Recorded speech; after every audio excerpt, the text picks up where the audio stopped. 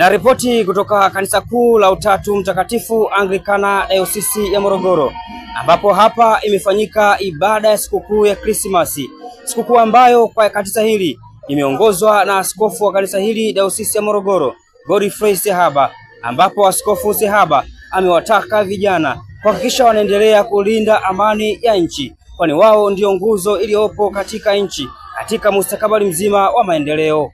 Kutoka hapa katika eneo hili, hii ni Ayo TV na mimi ni Jacob Busonyo. Ni jumbe wa kanisa na jamii nzima ya Watanzania kumwomba Mungu kwa ajili ya nchi yetu hii ya Tanzania. Matukio ambayo yametokea katika mwaka huu wa 2025 yanatuvuta waumini na jamii nzima ya wananchi wa Tanzania kumhitaji Mungu sana na kumwomba Mungu ili Mungu ailetee nchi yetu ya amani. Tuendelee kuomba, lakini kumwomba Mungu na sisi tuwajibike kuhakikisha kwamba tunakuwa vyombo vya kuhakikisha kwamba Tanzania inakuwa salama, Tanzania inakuwa mahali pa amani. Katika ibada ya kwanza tumeomba na kumwomba Mungu kwa ajili ya vyombo vyote vya dola yetu hii, ili Mungu awajaze wanaohusika wawe na hofu ya Mungu, wawe ni maajenti wa kuhakikisha kwamba nchi yetu inakuwa na amani. Tumeombea viongozi wa serikali, lakini tumeombea mahakama na vyombo vyote vinavyohusika na kuhakikisha kwamba haki inatendeka katika nchi yetu ya Tanzania. Haki ikitendeka, nchi yetu itashamiri, itakuwa katika mazingira mazuri na amani itatawala. Niendelee kurudia kusema kwa Tanzania tumlilie Mungu, kumwomba Mungu ili mahali tunapoishi hapa Tanzania paweze kuwa salama.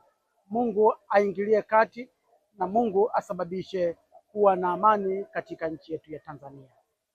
Huo ndio ujumbe wangu siku hii ya leo.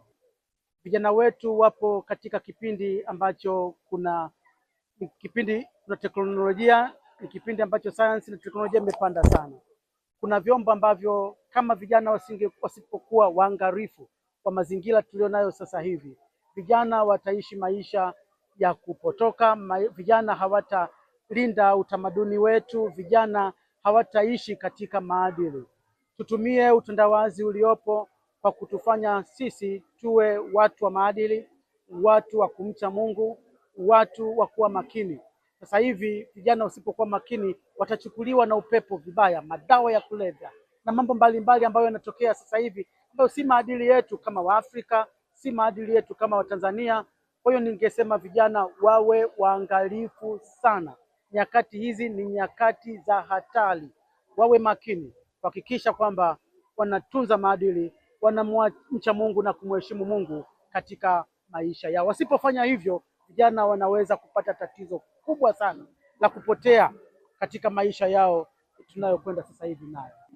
Biblia inatuambia kwamba vijana ndio wenye nguvu, na ndio ukweli wenyewe kwamba vijana ndio wenye nguvu. Wao ndio tunaowategemea sana kwa ajili ya taifa letu, kulifanya taifa liwe na amani, lakini kulifanya taifa liwe taifa la watendakazi, wachapakazi, wanaofanya kazi za kuletea maendeleo nchi yetu. Kwa hiyo vijana tunawategemea sana, lazima wachukue nafasi. Ndio wenye nguvu ya kufikiri, ndio wenye nguvu ya kufanya, ndio wenye nguvu ya kufanya mambo mapya na maamuzi mazuri mapya. Tunawategemea vijana sana katika nchi yetu hii ya Tanzania.